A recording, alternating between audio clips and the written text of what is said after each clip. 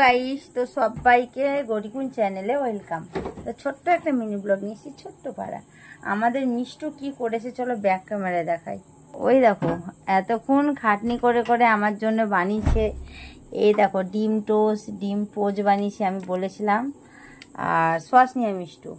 তো মেয়েটা কত খাটনি করেছে, মুখটা একটু দেখি, কত ঘেমে গেছে দেখো, অনেক খাটনি করেছে। আর আমি তো বসে আছি, তো চলো টেস্ট করে দেখি কেমন হয়েছে।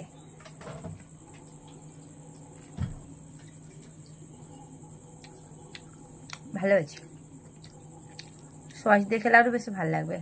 এটা ডিম পোস্টটা এত তেলকে দেয় মা, আমি তো আবার চর্বি জমে যাবে।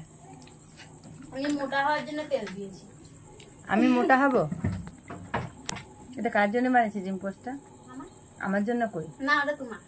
তাহলে আমি এত তেল দিয়ে খাবো? আর লবণে বিষ করেছে, কিন্তু ভালো হয়েছে খেতে। লবণ একটুখানি দিয়েছি। আর এই যে আমায় কেমন লাগছে একটু কমেন্টে জানিও। আর আমি এখন বসে আছি বাইরে, এই দেখো অন্ধকার। তো চলো একটা লাইক কমেন্ট করে দিও, ঠিক আছে? টাটা।